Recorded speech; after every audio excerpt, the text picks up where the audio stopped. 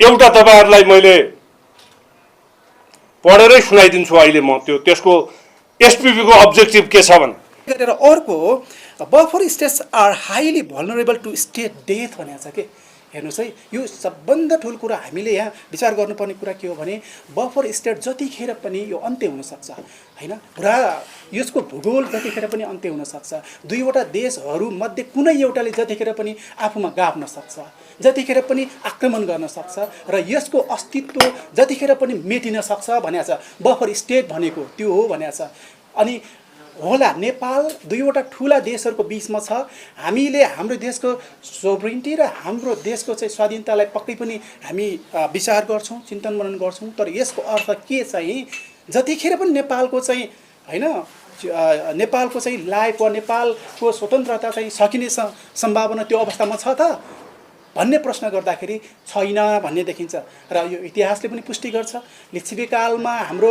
लिच्छवी कालका विदेश नीतिहरू मैले अध्ययन गरेका छु मल्लकालका विदेश नीतिहरू अध्ययन गरेका छु शाहकालको विदेश नीतिहरू अध्ययन गरेका छु त्यसो हुँदाखेरि नेपाल कति प्रभावशाली थियो त्यो कालमा पनि भन्ने कुरा चाहिँ त्यो अध्ययनले देखाएको छ संसारका कुनै पनि शासकको जोसँग शासकीय योग्यता छ र 2/3 को जनमत छ भनेर कसैले शासनमा बस्दो छ भने त्यो शासनको शासकीय योग्यता भनेको 24 घण्टाभित्र लाइसेन्स दिनेसँग हुँदैन त्यो मानिदैन त्यो लाइसेन्स दिने क्रिया भनेको एउटा बैदार खरदार र सुब्बा स्तरको कर्मचारीले मेसिन चलाउने विषयसँग सम्बन्धित छ मैले बडो विनम्रतापूर्वक निवेदन गरे त्यसलाई शासक भनिदैन राजनीतिक शास्त्रले अर्थशास्त्रले समाजशास्त्रले कानुन शास्त्रले शिक्षा शास्त्रले कसैले पनि त्यसलाई शासकका रूपमा परिभाषा गर्दैन त्यो वैधानिक कामले शासकको योग्यताको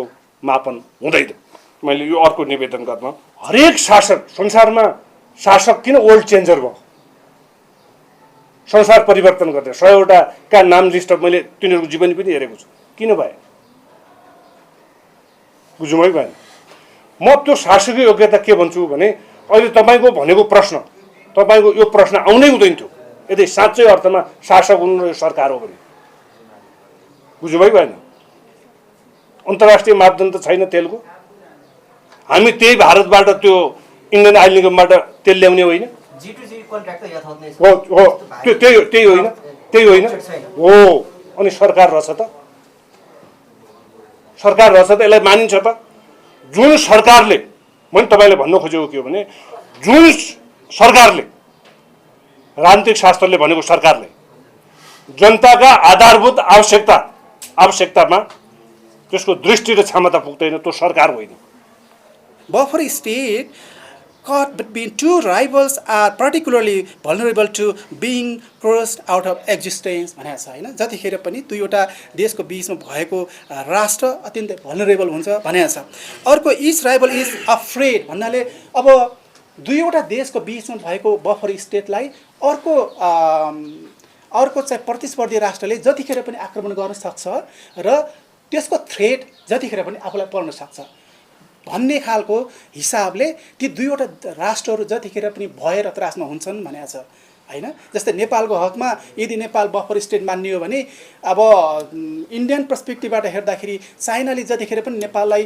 हैन आफूमा गाभ्न सक्छ भनेर चाहिँ इन्डिया त्रसित हुने सक्ने सम्भावना भयो चाइनाले पनि इन्डियाले नेपाललाई जतिखेर पनि आफ्नो स्फियर अफ इन्फ्लुएन्स लाई आधार बनाएर नेपाललाई गाभ्न सक्छ भनेर चाइना त्रसित हुने भयो यो डेफिनेसनले चाहिँ यो भल्नरेबिलिटी को आर्गुमेन्टले चाहिँ त्यो कुरालाई इङ्गित गर्छ तर नेपालको साँच्चै वास्तविक अवस्था त्यो हो त भन्ने क्वेसन पनि हुन्छ अर्को चाहिँ यो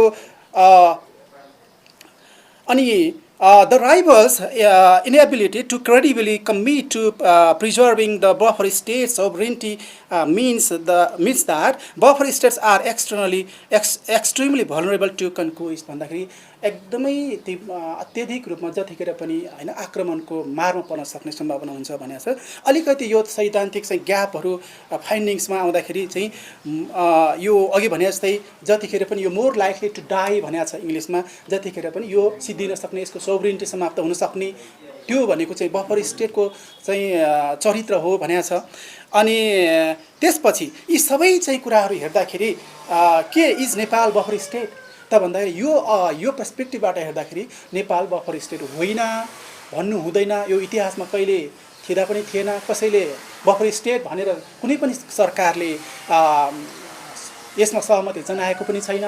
कुनै पनि नेपालका आधिकारिक दस्तावेजहरूमा बफर स्टेट भनेर उल्लेख गरिएको पनि छैन। भन्दाखेरि लिच्छविकाल नेपालको चाहिँ लिखित इतिहास किङ मानदेव फर्स्टबाट सुरु हुन्छ। किङ मानदेव फर्स्ट जसले चाहिँ मानङ्का क्वाइनको सिर्जना गरे। नेपालको जियो इकोनोमिक्स त्यहाँबाट सुरुवात हुन्छ, नेपालको जियो पोलिटिक्स त्यहाँबाट सुरुवात हुन्छ। तर विश्वको जियो पोलिटिक्स 1879 सुरु भएको देखिन्छ प्रागिक क्षेत्रमा है। रुडोल्फ जेलिनले 1879 जियो पोलिटिक्स भन्ने शब्दको क्वाइन गरे। त्यहाँबाट यो बिस्तारै चाहिँ एकाडेमिक सेक्टरमा चाहिँ त्यो डिसिप्लिनको रूपमा आयो। तर प्र्याक्टिकल्ली नेपालको जियो पोलिटिक्स लिच्छविकालको प्रथम राजाबाट सुरु भएको मेरो चाहिँ अध्ययनको निष्कर्ष छ।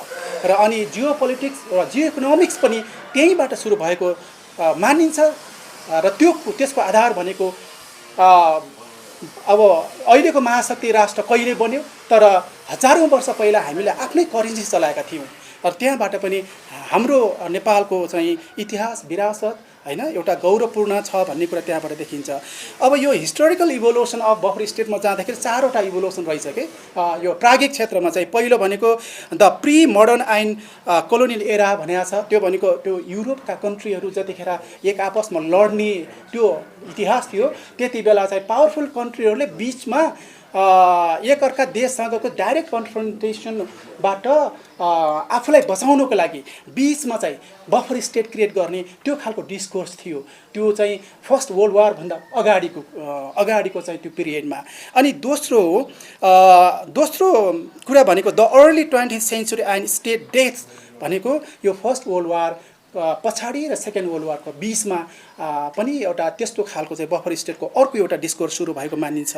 यहाँ समय चाहिँ थोरै हुन सक्ने भएको हुनाले मभन्दा सिनियर वक्ताजीहरू हुनुहुन्छ, मैले धेरै समय लिन हुँदैन भने एकदम ब्रिफली नै बफर स्टेटको बारेमा म भन्न गइराखेको छु। अनि तेस्रो स्टेज भनेको द कोल्ड वार एन्ड बाइपोलारिटी हैन। 1945 पछि संयुक्त राज्य अमेरिका र पूर्व सोभियत सङ्घको बिचको पोलिटिकल आइडियोलोजिकल कन्फ्रन्टेसनको अवधिमा पनि त्यो बफर स्टेटको अवधारणा नयाँ ढङ्गले अगाडि बढेको देखिन्छ। र त्यति बेला चाहिँ यो अफगानिस्तानलाई पनि बफर स्टेटको रूपमा पूर्व यो ब्रिटिस हैन कोलोनीको रूपमा इन्डिया र उसको रसियाको बिचमा चाहिँ बफर स्टेटको रूपमा प्रयोग गरेको भन्ने देखिन्छ। र अनि चौथो स्टेज भनेको चाहिँ the contemporary era from passive to active agency भन्दाखेरि ठ्याक्कै बफर स्टेट यहाँ आएर जोडिन्छ के।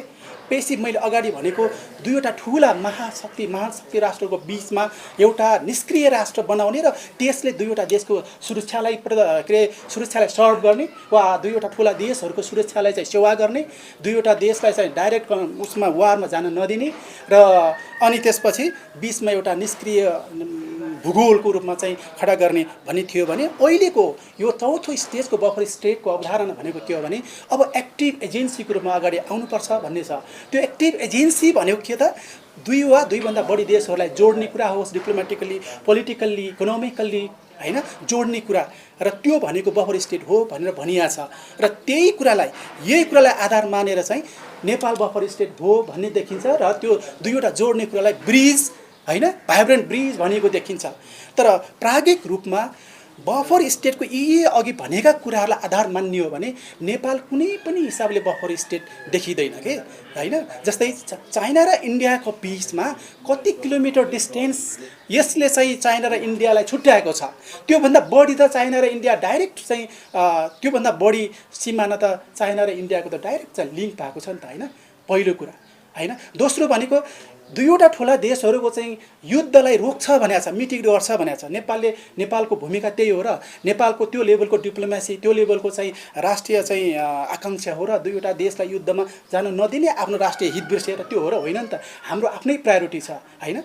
हामी कूटनीतिक हिसाबले प्रभावशाली राष्ट्र बन्ने र राजनीतिक हिसाबले चाहिँ कूटनीतिक हिसाबले शक्तिशाली राष्ट्र बन्ने, राजनीतिक हिसाबले प्रभावशाली राष्ट्र बन्ने भन्ने त्यो हुनुपर्छ। यो भाइब्रेन्ट ब्रिजको कुरा पनि त्यही हो। भाइब्रेन्ट ब्रिज जुन कन्सेप्ट छ, यो भाइब्रेन्ट ब्रिजले कुनै पनि मानेमा चाहिँ हाम्रो देशको राष्ट्रिय हितको वा नेसनल इन्ट्रेस्टको त्यो फन्डामेन्टल प्रिन्सिपललाई कहीँ कतै पनि मिट गर्दैन के। दुई ब्रिज भने के त पारी एउटा छेउ हुन्छ, वारी अर्को छेउ हुन्छ, पारीबाट आउने मान्छेहरूलाई वारी आउन दिने र जान दिने, वारीको मान्छेहरूलाई पारी पठाउने, अनि त्यो पुल त्यहीँ हुन्छ। त्यो पुलले केही पनि पाउँदैन। हाम्रो नेपाल त्यही हो त।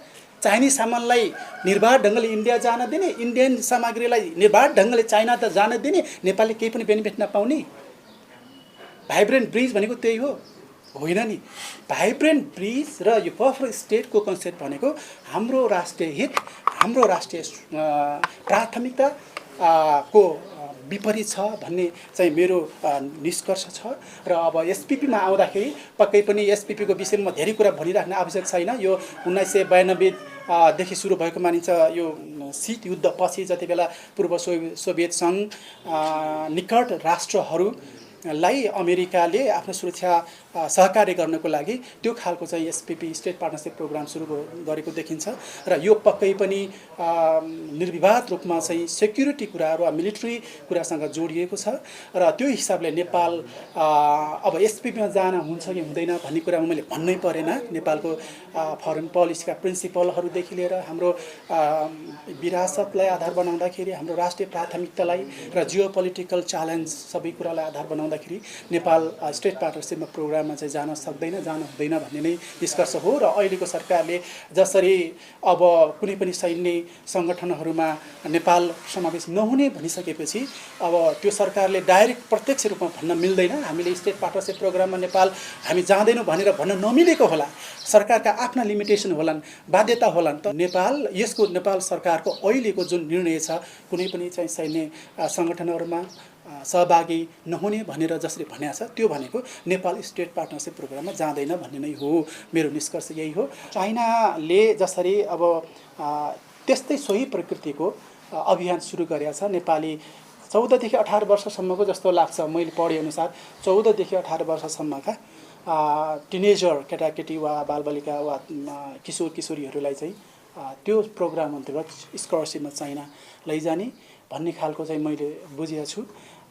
यदि त्यसो हो भने मेरो पिएचडीको थेसिसको नयाँ चाहिँ कन्क्लुजन के हो भने थ्योरिटिकल ट्राइलेटरल जियो पोलिटिक्स अबको नेपालको अन्तर्राष्ट्रिय सम्बन्धको मुख्य सिद्धान्त हुँदै गयो भन्ने निष्कर्ष छ कि ट्राइलेटरल जियो पोलिटिक्स त्यो भनेको नेपाल सँग जोडिएका इन्डिया र चाइना दुईवटा भए, अनि आज अमेरिका छ, अमेरिका पछि अर्को कुनै आउँछ सुपर पावरको रूपमा, वा यदि सुपर पावर चाइना भयो भने पनि दोस्रो सुपर पावरको रूपमा अर्को कुनै आउँछ। त्यो जापान हुन सक्ला, साउथ कोरिया के अरे यो दक्षिण अफ्रिका हुन सक्ला, ब्राजिल हुन सक्ला, वा कुनै पनि राष्ट्र हुन सक्छ कि। त्यसकारण नेपालको भूराजनीतिको चरित्र के हो भने अबको 2150सम्ममा ट्राइलेटरल जियो पोलिटिक्स नै हो नेपालको अन्तर्राष्ट्रिय सम्बन्धको सिद्धान्त भन्ने मेरो पिएचडीको निष्कर्ष छ। 2150 किन त भन्दा त्यसको पनि आधार छ मसँग। त्यो आधारतिर अहिले जाँदाखेरि समय बढी हुन्छ। यहाँको प्रश्न चाहिँ के हो भने चाइनाले जसरी फेरि नयाँ यो प्रोग्राम सुरु गर्यो नि, यो नेपालको संवेदनशील राजनीतिक र कम्प्लेक्स राजनीतिको एउटा उपज हो। अमेरिकाले सोही प्रकृतिको कार्यक्रम चलाइसकेपछि अब नेपालबाट चीन विरुद्ध हुन सक्ने गतिविधिहरूलाई जुन प्रकृतिको च्यालेन्ज आउँछ त्यही प्रकृतिमा त्यही लेभलमा आफू प्रवेश गरेर त्यसलाई इन्काउन्टर गर्ने हो हैन। यो भन्दा त अर्को होइन।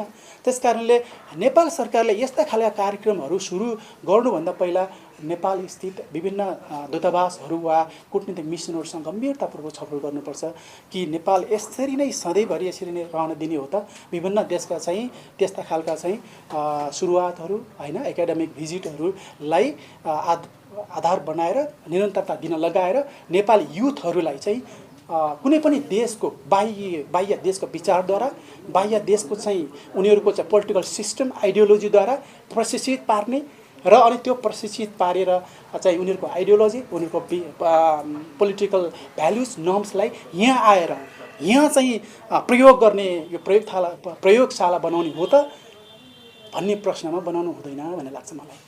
अहिले तपाईँ हामीले के बुझौँ भने तपाईँ हामीले राजनीतिक शास्त्रमा पढेकै सरकार हो भन्ने बुझौँ, एकछिन मानौँ, र के बुझौँ भने एसपिपीमा यसको सहभागिता छैन क्या भन्ने मात्रै बुझौँ न। 2-3 दिनपछि त त्यसको हरकत देखिहाल्छ नि। मैले त्यसरी बुझेको छु।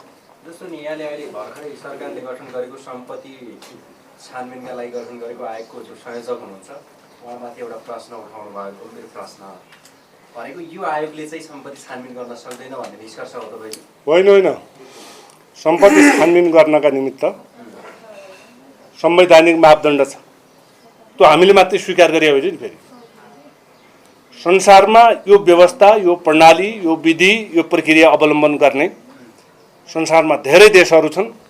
त्यस्ता देशहरूमा अख्तियार दुरुपयोग अनुसन्धान आयोग भन्ने छ, हुन्छ। त्यहाँ अख्तियार जीवितै थियो, यता स्थायी आयोग गठन भयो, अनि सर्वोच्च अदालतले त्यसलाई खारेज गर्यो। अख्तियार जीवितै भएको बेला अर्को सम्पत्ति छानबिन गर्ने आयोग बन्छ कि बन्दैन? त्यो सर्वोच्च अदालतको फैसला मुताबिक। मलाई व्यक्तिगत रूपमा कसैप्रति केही छैन, तर उहाँहरूले मलाई नचिने पनि म चिन्छु, चिन्न चाहिँ त्यो चाहिँ सत्य हो। फेरि तपाईँले बोलेको म त्यहाँका अध्यक्षज्यूलाई दुईवटा आयोग बनाएको छन् क्या, त्यो दुईवटा आयोगको अध्यक्षज्यूलाई राम्रोसँग चिन्छ। मेरो अत्यन्त ठुलो श्रद्धा छ, भक्ति छ, सम्मान छ। उमेरले पनि उहाँ 83 वर्षको। तपाईँ हामी बाँच्छौँ मान्दैनौँ त्यो कल्पना छैन मलाई चाहिँ छैन। उहाँ 83 वर्षको मान्छे, जेनजेट सरकारको जगमा बनेको, के अरे अहिलेको स्वर्णिम सरकार भनौँ कि सुनको सरकार भन्ने कि के भन्ने, यो सरकारले 83 वर्षका के अरे एकजनालाई अध्यक्ष बनाएको छ। तर त्यो विषय के हो भने, मैले भन्न खोजेको विषय के हो भने, म त गरिनँ मैले भन्न खोजेको के हो भने, सरकारका काम सबै कामहरू बोनाफाइड हुनुपर्छ है, असल नियतका साथ गरिनुपर्छ, मापदण्ड मुताबिक हुनुपर्छ। लोकतन्त्र भनेको कानुन होइन, लोकतन्त्र भनेको नैतिकता हो। नैतिक रूपमा र कानुनी रूपमा त्यो राजीव पराजुलीको फैसला के हुन्छ, त्यो यो अहिलेको आयोगको सम्पत्ति छानबिन आयोग जीवितै बस्यो भने त्यहाँ त उत्प्रेषण जारी हुन्छ। अस्ति केपी ओलीकोमा त परमादेश मात्रै थियो। त्यसैले त्यो हेरेर गरेको भए सरकारले गरेको जस्तो हुन्थ्यो क्या। सरकारले गर्ने काम कठपुतली युक्त होइन, हुनु हुँदैन। तपाईँले अघि भन्दै हुनुहुन्थ्यो सरकारले सार्वजनिक गरेका सहयोगको विषय होस् या अहिलेको यो 18 बुँदे होस्, त्यहाँभित्रको बफर स्टेट होस्, त्यो चाहिँ च्याट जीपीटीले तयार गरे हो, यो उहाँहरूको नैतिकताले या योग्यताले तयार भएको होइन भनेर भन्दै हुनुहुन्छ। यसलाई पुष्टि गर्ने तपाईँसँग योग्यता त उता महाधिवक्ता नियुक्ति हेर्नुहोस् न, अन्त किन हेर्नु पर्यो? अहिले मैले तपाईँले जुन प्रश्न गर्नुभयो नि, सुन्नुहोस् न, पहिला एउटा सुन्नुहोस् न, पुष्टिको विषय त्यही लेभलको पनि हुनसक्छ क्या। यो प्रविधिबाट निर्दिष्ट हो, यो चेतनाबाट होइन भन्ने वाक्य मिल्नु पर्दैन। तपाईँ लेख्नुहोस् त, अहिले तपाईँले एउटा जेपीटी च्याटबाट लेखेर ल्याउनुहोस्, एउटा तपाईँको चेतनाबाट लेखेर ल्याउनुहोस् त। हामी यहीँ 3 जना बस्यौँ भने अहिले तपाईँले जेपीटी च्याटबाट ल्याउनु भएको कि हामी पनि पारङ्गत छौँ जेपीटी च्याटमा, के लेख्छ भन्ने थाहा छैन। मिल्छ त्यसरी, त्यही ढङ्गको वाक्य ल्याउँछ। तपाईँले गुगल ट्रान्सलेसन र जेपीटी च्याट हेर्नुहोस् एकचोटि, अनि तपाईँ पनि आफ्नै पहिला आफूले लेख्नुहोस्, त्यही वाक्यलाई त्यसमा गुगल ट्रान्सलेसनमा हाल्नुहोस् अर्को भाषामा, त्यसले कसरी गर्छ, अनि त्यसपछि त्यही भाषा जेपीटी च्याटबाट ल्याउनुहोस् त, ती छर्लङ्गै हुन्छ। अब मान्छे ढाँटिँदैनन् क्या, अब त्यस्तो सोच हुँदैन, मान्छे ढाँटिँदैन। सरकार जेपीटी च्याटको भरमा चलिरहेको छ। वाक्यले सङ्केत गर्छ। अहिले यति मात्रै बुझ्नुहोस् न, कुनै पनि उदाहरणमा यो सरकारले म सरकारको हैसियत निर्वाह गरेको छु भनेर पुगेको छैन। ढिलो हुन्छ है अब तपाईँ सचिनु भयो भने भन्न खोजेको विषय के हो त्यो मैले। त्यस कारणले यो अत्यन्त गैरजिम्मेवारपूर्ण, उत्तरदायीहीन र सरकारको परिभाषाभित्र नपर्ने गरी चाहिँ पेट्रोलको मूल्य वृद्धि भएको छ। सर, यो मुस्ताङको 40 टनको युरेनियमको कुरा छ होइन? अब अमेरिकी सेना आइहाल्ने हो कि अमेरिकी सेनाले 40 टन युरेनियम लैजाने पो हो कि भन्ने चर्चा पनि छ। होइन, यस्तो रहेछ, होइन त्यो युरेनियमको सन्दर्भमा के रहेछ भन्नुहुन्छ भने डोटीतिर पनि जान्छ, मकवानपुरतिर पनि रहेछ। मुस्ताङको विषय अलि फरक छ। मैले अमेरिकामा गएर सिकेको भने एउटा शब्द मात्रै हो क्या, एउटा शब्द मात्रै सिकेको थियो, त्यो कन्टेनमेन्ट भन्छन् उनीहरू। जहाँ छ त्यही राखिरहेन क्या, मान्छेलाई होइन नि, फेरि त्यो शक्तिलाई, जुन शक्ति जुन पोजिसनमा जुन हैसियतमा आज छ, यसको 100-200 वर्ष पछाडि पनि त्यही हैसियतमा राखिरहनका निमित्त उनीहरूले प्रबन्ध गर्छ। यहाँको सन्दर्भमा त्यसरी पनि बुझेका छन् मान्छेले, नागरिकले। त्यो नहुन सक्छ एउटा विषय। र देशमा विशेषज्ञता प्राप्त गरेका व्यक्तिहरू लामो समयसम्म बस्छन् भने मुलुकको सार्वभौम सत्ता के हुन्छ?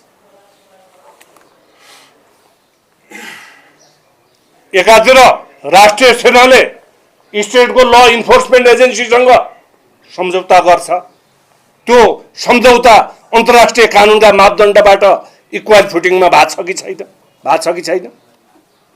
मूल प्रश्न यो सरकारलाई म निवेदन गर्न चाहन्छु तपाईहरु मार्फत। त्यो अहिले सार्वजनिक सञ्जालमा र केही मिडियाहरूमा एसपीबी को सम्झौताका बारेमा उल्लेख भएको छ, त्यो सम्झौता प्रिन्ट भएको छ, त्यो हो के? त्यो के हो? त्यो फेरि मैले त्यो अघि तपाईहरु साँच्चै शासक हो कि मैले अघि निवेदन गरेँ का दुईटा शब्दहरू जुन प्रयोग गरेको छु, त्यो दुईटा प्रयोग शब्दहरूको मुताबिकको शासन सञ्चालन हो, यो उत्तर दिन जरुरी छ। मैले दोस्रो विषय निवेदन गरेँ। अर्को विषय भर्खर शासन सञ्चालन गर्नु भएको छ, तपाईहरुलाई शुभकामना पनि छ। तर एउटा सत्य चाहिँ के हो भने तपाईहरुले जुन दिनबाट आजका दिनसम्म शासन चलाउनु भएको छ त्यो शासकीय योग्यता मुताबिक छैन। अर्को म तपाईलाई भन्नै पर्ने विषय के छ, अहिलेको सरकार औरा फालिया छ।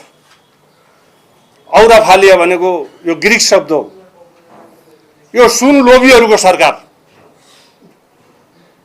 सुनसँग अत्यन्त प्रेम सद्भाव भएको जुन देखियो तपाईको, यसले शासकीय नैतिकता स्थापित गर्दैन है मित्रहरू। तपाईहरुले महाधिवक्ताका सन्दर्भमा जुन नियुक्ति गर्नुभयो त्यसले शासकीय योग्यता निर्धारण गर्दैन।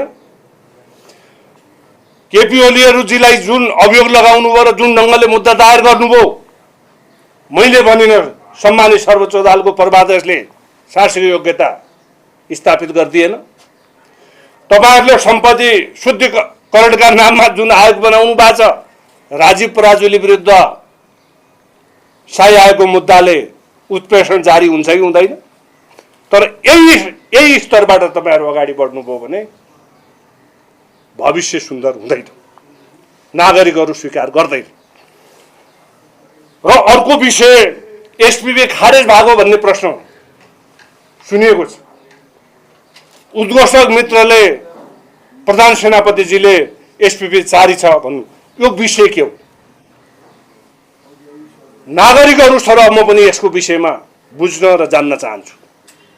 सरकारले त्यो विषय क्लियर गराओस्, स्पष्ट गराओस्, नागरिकको त्यो नैसर्गिक हकभित्र पर्छ भन्ने विषय मैले निवेदन गरेँ।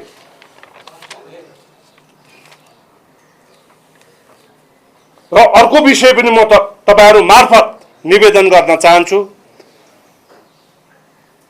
मानिसको चेतनाबाट होइन, प्रविधिको चेतनाबाट जुन 100वटा बुँदा ल्याउनु भयो, त्यो 100वटा बुँदालाई क्रियान्वयन गरिदिने राज्यको कानुन कार्यान्वयन गर्ने निकाय, तपाईहरुको सेवा नागरिकसँग प्रभाव पुर्याइदिने कर्मचारी तन्त्र छ कि छैन? तपाईहरुले यति धेरै जनताले तपाईलाई माया गरेका छन्, तपाईहरुको माया पनि जनताले प्राप्त गर्नुपर्छ कि पर्दैन? त्यो जनप्रेम प्रहरी संगठनबाट व्यक्त हुन भएको छ कि छैन? तपाईहरुले गरेको यो राष्ट्रप्रेम, 2/3 नजिकको राष्ट्रप्रेम नेपाली सेना मार्फत राष्ट्रिय सुरक्षा हुन सक्छ कि सक्दैन? हेर्नु भएको छ कि छैन? विचार गर्नु भएको छ कि छैन? फेरि साबिक बमोजिमै हामी कण्ठमुल्लावादी हौँ, रसमुल्लावादी हौँ, भुइँफुट्टावादी हौँ, टप्परटुइयावादी हौँ भनेर आफूलाई परिभाषित गर्नुहुन्छ भने मेरो भन्नु केही पनि छैन। साँच्चै शासक हुँ भन्ने हो लाग्दियो भने मेरो योग्यता शासकीय योग्यता छ, मसँग शासकीय नैतिकता छ, मसँग शासकीय साहस छ भनेर लाग्छ भने त्यो मापदण्डबाट शासन गर्नुस्। जुन मापदण्डले यो मुलुकको इतिहासको पैमान, इतिहासको सभ्यता, इतिहासको मौलिकता र इतिहासको अखण्डतालाई जीवित राख्न सक्छ। मैले यति मात्रै भने, धेरै विषय छन् अत्यन्त धेरै विषय छन्। यिनीहरूको कति दिन भयो यो शासनमा बसेको, त्यति दिनको महाभारत बन्छ। दिनको एउटाको विषयमा पनि महाभारत बनायो भने यसरी मुलुक चाहिँ चल्दैन। ढाड्न त सकिन्छ, आँखामा छारो हाल्न सकिन्छ। सामाजिक सञ्जाल चलाउनु र सरकार चलाउनुको बीचमा धेरै भिन्नता छ। अरूको कमेन्ट गर्नु र आफू सञ्चालन गर्नुको बीचमा पनि धेरै भिन्नता छ। त्यसकारणले एउटा मापदण्ड मुताबिक शासन सञ्चालन गर्ने सद्बुद्धि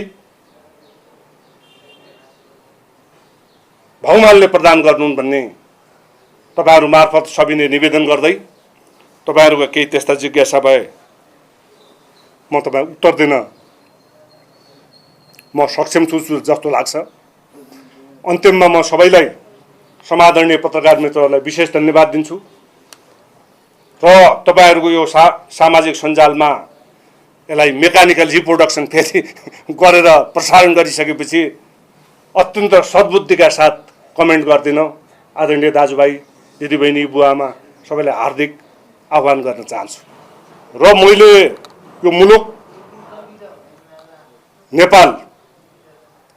नेपाललाई इन्द्र, हिन्द र सिन्ध सभ्यताको प्रतिबिम्बका रूपमा बुझेको छु। इतिहासका सत्यवती, तपोवन र मुक्ति सोपान हुँदै नेपाल बनेको भन्ने बुझेको छु र संसारको सबैभन्दा पुरानो देश हो जसको जीवित इतिहास अथर्ववेदको परिशिष्टलाई हिसाब किताब गर्दा 6500 वर्षको इतिहास छ। तिनाउ नदीको रामापितेकसको अवशेष हेर्दा करिब 4 करोड वर्ष, करेक्सन, मैले 2.5 करोड वर्षको इतिहास जीवित छ भन्ने अर्थमा बुझेको छु र विनम्रतापूर्वक तपाईहरू मार्फत सञ्चार गर्न चाहन्छु। राज्यका अगाडि विशेषण पनि हुँदैन, प्रत्यय र अपव्यय पनि हुँदैन।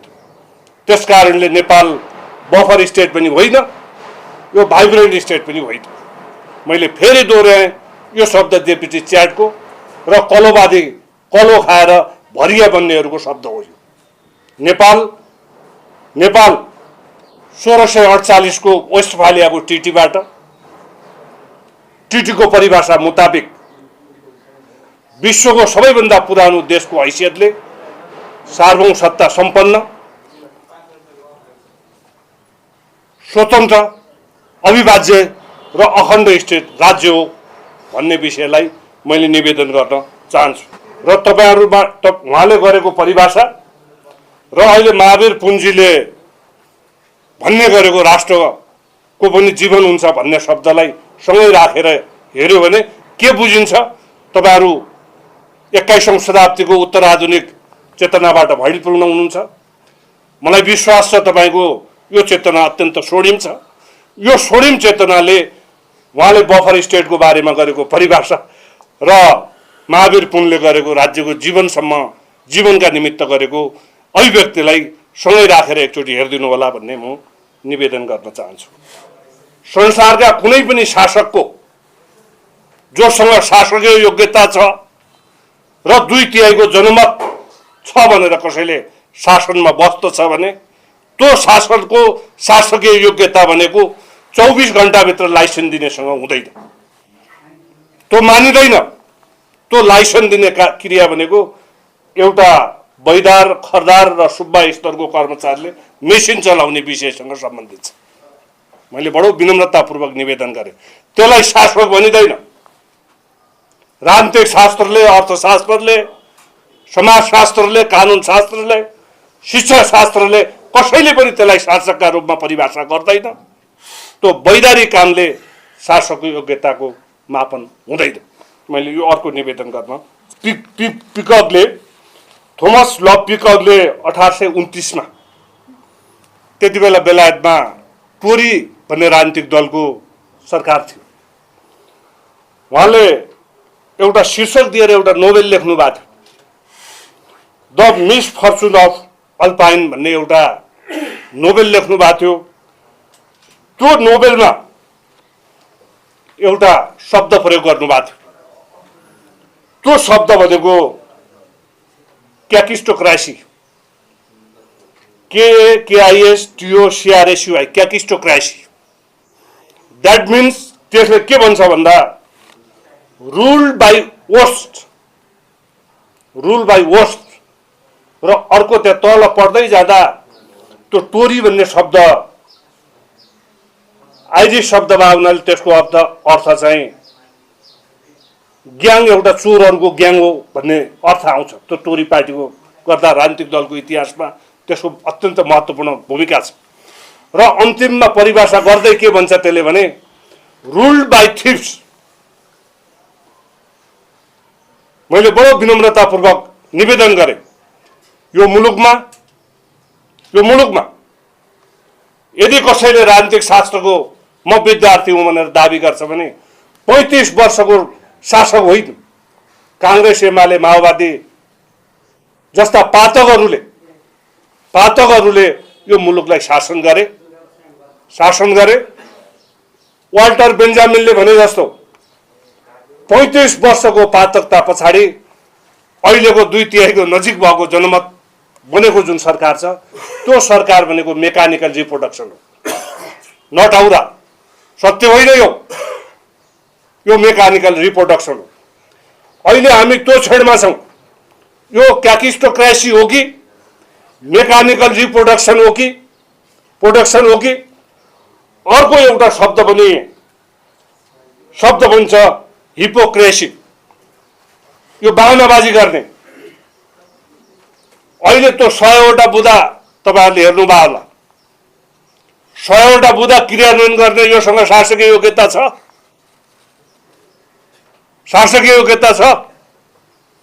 76 जनाको नरसंहारको अभियोग लागेको व्यक्ति 4-5 दिनमा परमादेशको आदेश जारी पायो।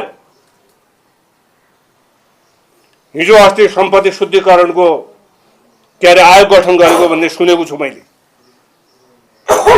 राजीव पराजुली विरुद्ध साई आएको मुद्दामा सर्वोच्च अदालतले के फैसला गरेको थियो? न्याय परिषदको सिफारिसमा नियुक्ति भयो भन्ने सुनिन्छ। न्याय परिषद त्यस्तो, माननीय महाधिवक्ताजी त्यस्तो, अनि सरकार यस्तो। मेकानिकल प्रोडक्टिभ सरकार हो कि क्यारिस्टोक्रेसी सरकार हो कि हिपोक्रेसी सरकार हो? त्यो 100वटा बुँदा जेपीटी च्याटका हुन् कि मानिसका चेतनाका हुन्? जसले सिंहदरबार बचाउन सकेन, आफूले लगाएको बर्दी बचाउन सकेन, ब्यारक बचाउन सकेन, अनि तिनले यो सम्पत्ति आयोगको छानबिन गरेर देखाइदिन्छन् अरे राज्य संयन्त्र। अनि हामी के भन्दैछौँ हामी भने भाइब्रेन्ट स्टेटका चर्चा गर्दैछौँ। मैले बडो गतिलोसँग अध्ययन गरेको छु। हामीले फेरि पनि मैले भने कलोबादले मुलुक चल्दैन। आज हामी 21औं शताब्दीको उत्तरार्धमा छौँ। विज्ञानले परिभाषित गरेको 21औं शताब्दी भनेको वुमेन डोमिनेटेड टेक्नोलोजी हो। आजको कृत्रिम बुद्धिमत्ता पनि मान्छेको दिमागबाट निर्देशित छ।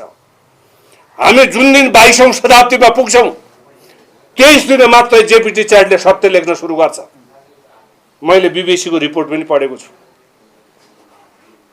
त्यसकारणले फेरि पनि मैले के निवेदन गरेँ भने यो भाइब्रेट बफर स्टेटको परिभाषाभित्र हामी अल्झिनु हुँदैन। हाम्रो स्वर्णिम चेतनाले, उत्तराधुनिक कालको न्यू टेक्सुअलिजमले त्यसलाई एक्सेप्ट गर्दैन, गर्नु हुँदैन। मैले यो निवेदन गरेँ। अर्को विषय एसपीपी र एमसीसीका विषयमा बडो म निवेदन गर्न चाहन्छु।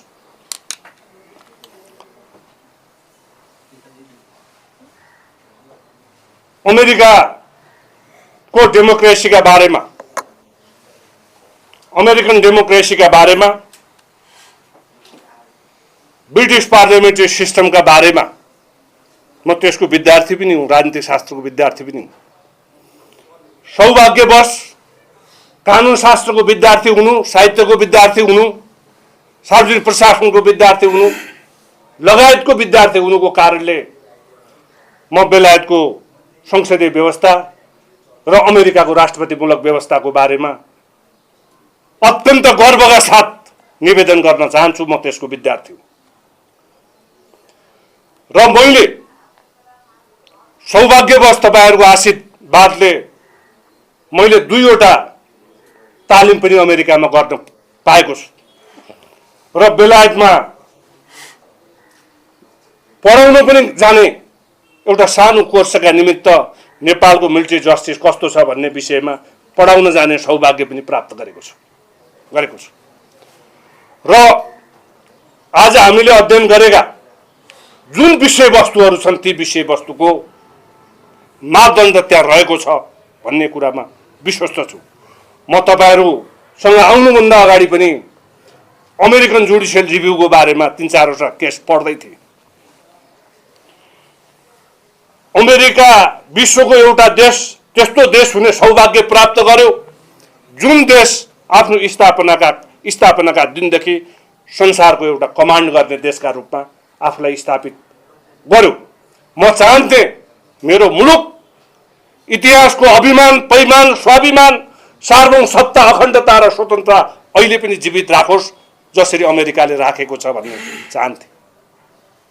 म के चाहन्थे अमेरिकासँग एसपीपी र एमसीसी होइन, हाम्रो ट्रेडका हिसाबमा व्यापारका हिसाबमा प्रविधिका हिसाबमा सुशासनका हिसाबमा यो सार्वभौम सत्ता सम्पन्न मुलुकले त्यो सार्वभौम सत्ता सम्पन्न मुलुकसँग एउटै फुटिङमा बसेर एउटै सोफामा र अगाडि टी टेबलमा राखेर छलफल गरेर सम्झौता गरोस् भन्ने चाहन्थे। तर दुर्भाग्यवश म अत्यन्त संक्षेपमा निवेदन गर्छु। उहाँले अलिकति एमसीसी को गुगलमा भेटेर पढ्नु भएको छ, उहाँलाई विशेष धन्यवाद दिन चाहन्छु। एमसीसी भन्ने विषय प्राइमेरी रूपमा तपाईले के बुझ्न जरुरी छ भन्नुहुन्छ भने यो संसारलाई अमेरिकाले 6 भागमा विभक्त गरेको छ, फन्डामेन्टल क्यारेक्टर। त्यो म यो विषय र त्यो विषय भन्ने गइन म त्यो समय लिन चाहन्न। एमसीसी को जुन सम्झौता छ त्यो सम्झौताको एउटा वाक्य हेर्नुस्, रणनीतिक सम्बन्ध स्थापित गर्ने भन्ने एउटा वाक्य छ एमसीसी को सम्झौतामा। उहाँ मान्य हुनुहुन्थ्यो कि हुनुहुन्थेन त्यो संसदमा एउटा कानुन पढेकै कानुन मन्त्रीजीले नेपाल र अमेरिका बीच गर्ने एमसीसी को सम्झौता व्याख्यात्मक टिप्पणी हुन्छ संसदले भनेर लगाइदिनु।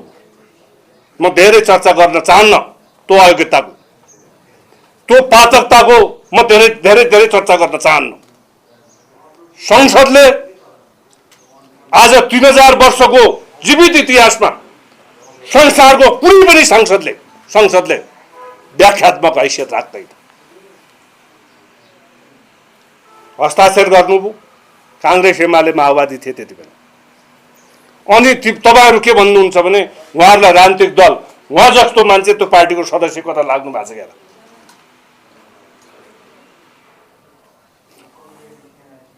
त्यो विषय एमसीसी त्यसरी त्यहाँ त्यो एउटा वाक्य मात्रै हेर्नुस्, अरु हेर्नु पर्दैन भने मैले रणनीतिक महत्व त्यो 2-3 नम्बरमा कतिमा छ मैले त्यो टेक्स्ट ल्याइन। त्यो एकचोटि त्यहाँ एमसीसी को त्यो सम्झौतामा एकचोटि हेर्नु होला। त्यसले के अर्थ राख्छ, के अर्थ राख्दछ र अमेरिका के चाहन्छ त्यो विषय तपाईहरुले अत्यन्त माइन्युटली हेर्न सविनय निवेदन गर्न चाहन्छु। एउटा विषय र त्यो विषय कसको अन्तर्गतको हो? अमेरिकाको स्टेट सेक्रेटरी अन्तर्गतको परराष्ट्र मन्त्रालयको अन्तर्गतको विषय हो एमसीसी भन्ने। त्यो एमसीसीले असैनिक प्रकृतिका मान्छेहरूलाई मुलुकभित्र प्रवेश गर्ने प्रवेशद्वारका रूपमा भूमिका निर्वाह गर्दछ। असैनिक स्ट्याटसमा मैले त्यो निवेदन गरेँ। असैनिक हैसियतमा एमसीसीले ती व्यक्तिहरूलाई आमन्त्रण गर्ने बस्न सक्ने हैसियत निर्धारण गर्दछ। एमसीसीका विषयमा एउटा तपाईहरुलाई मैले पढेरै सुनाइदिन्छु अहिले म त्यसको एसपीबी को अब्जेक्टिभ के छ भने एसपीबी को अन्तर्गत बन्छ भन्दाखेरि डिफेन्स सेक्रेटरी अन्तर्गत हेर्छ। पहिलो विषय एसपीबी डिफेन्स सेक्रेटरी अन्तर्गत सञ्चालन हुने क्रिया हो। दुर्भाग्यवश म के निवेदन गर्छु भने एसपीबी अमेरिकाको एउटा स्टेटको एउटा राज्यको कानुन कार्यान्वयन गर्ने यहाँको प्रदेश प्रहरीको हैसियतले नेपाली सेनासँग सम्झौता गर्छ। नेपाली सेनाको एउटा प्रधान सेनापति त्यसमा हस्ताक्षर गर्छ। अर्को प्रधान सेनापति संसदमा गएर नेपालले केही गरेको होइन भन्छ। उहाँहरू जस्ता मान्ने, उहाँहरू जस्ता विद्वान मान्ने ताली बजाउनुहुन्छ। उहाँ के भन्छ भने एसपीबी को विषयमा मैले थोरै निवेदन तपाईहरु मार्फत गर्न खोजेको छु। एसपीबी को अब्जेक्टिभका सन्दर्भमा चाहिँ एउटा वाक्यांश प्रयोग भएको छ र त्यसले के भन्छ भन्नुहुन्छ भने यो धेरै नोट गरिन्छ, कता कता पर्छ त्यो यादै हुन्न। त्यसले के भन्छ भन्दाखेरि यसको फिचरका बारेमा, एसपी का फिचरका बारेमा एउटा त्यहाँ शब्दावली प्रयोग भएको छ वाक्यांश। यसको फिचर के हो एसपीबी को भन्ने सन्दर्भमा चाहिँ long term presence of extensive and expensive team of advisory specialist भन्छ।